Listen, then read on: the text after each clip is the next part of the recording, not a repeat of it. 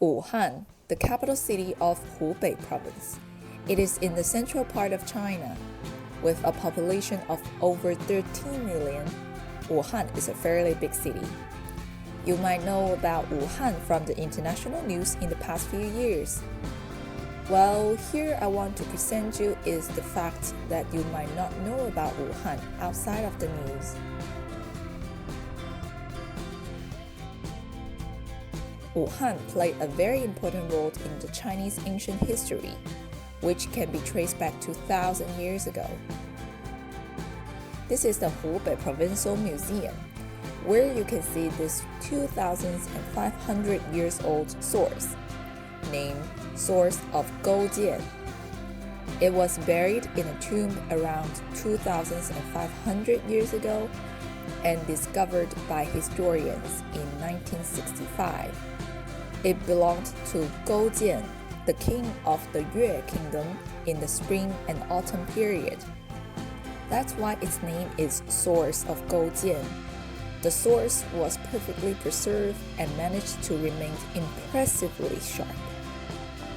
It's so famous in China, and every Chinese kid will learn about the history of this source and its owner, Goujian, who was defeated and waited for years to successfully take revenge on his enemy. Yeah, I'm not lying. It's so famous that I spent half an hour waiting in line to get into the exhibition halls of Source of Goujian. Of course, there are a lot more other historical artifacts in the museum, which totally worth visiting. I can spend a whole day in it.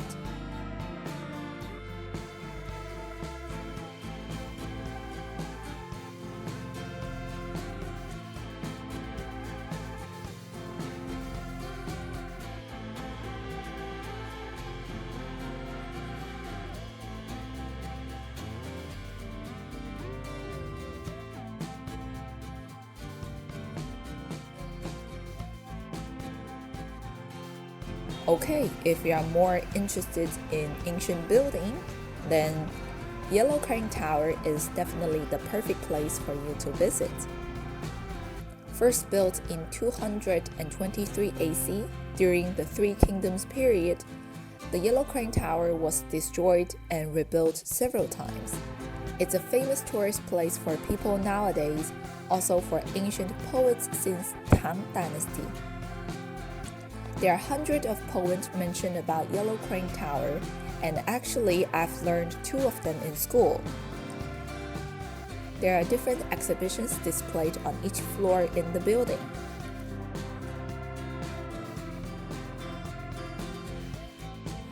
On top of the tower, you can enjoy the panoramic view of Yangtze River and the central area of Wuhan City.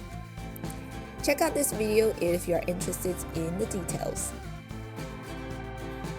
To get to the Yellow Crane Tower, you can take the Metro Line 5, which is the vertical dark red line run across the city. And it's driverless. You can go to both ends of the train to see the track through the glass windshield. Yes, let's talk about the modern part of Wuhan. This is the first commercial SkyTrain open to the public in China. With a maximum speed of 60 km per hour, the driverless SkyTrain moves around on a 10.5 km long track in Wuhan Optic Valley.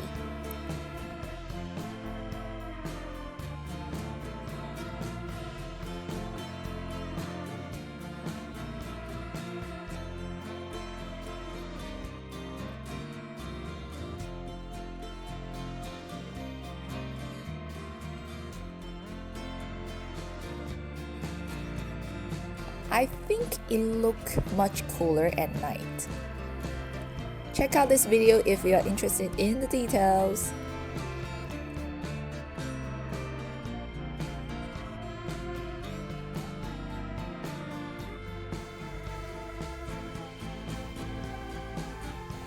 Besides the public transportation, there's some high-tech stuff you can see on the street, like this Neo Swap station, which is a smart battery swap system enabled by computer. Instead of waiting 30 minutes or more at a fast charging station, NIO drivers can have their battery swapped out for a new one automatically in less than 10 minutes. This might happen if you're traveling around in Wuhan. In the morning, you are looking at a source that made 1,000 years ago. In the afternoon, you are sitting on the autonomous SkyTrain. You would probably take metro to travel in the different areas in Wuhan, and you will see every metro station have a little different design. Like this metro station near the museum, the pattern on the wall are the picture of the historical artifacts in the museum. I love this combination. And there's a library in the metro station. I like that too.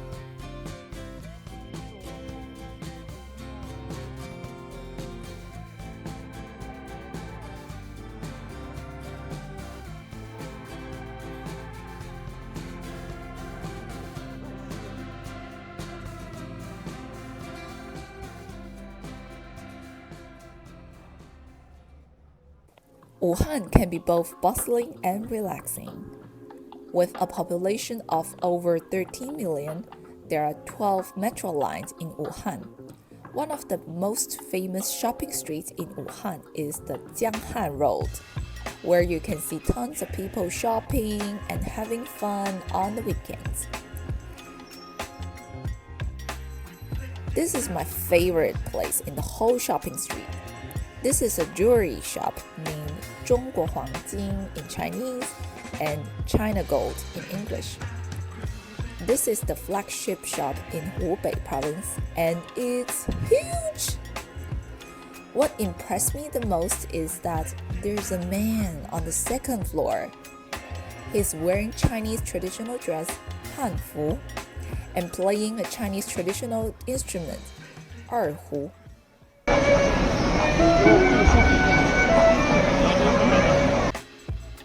This should be the scene in the Chinese ancient TV drama, but it's right in front of me.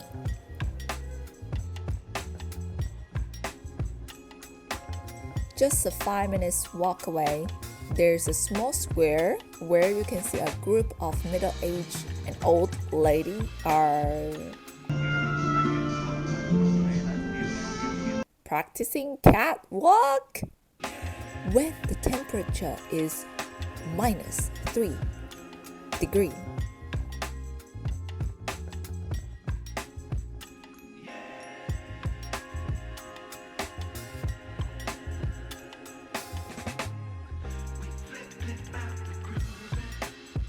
There's more. Just a few streets away, there's a group of aunties and uncles are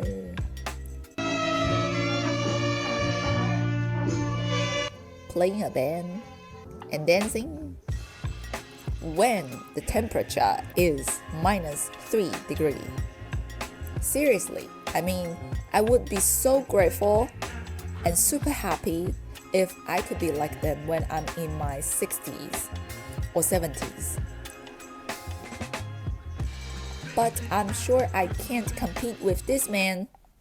He's going for a swim when it's 0 degrees. Wuhan could be so bustling and relaxing at the same time. My favorite way to relax in Wuhan is taking a ferry at night.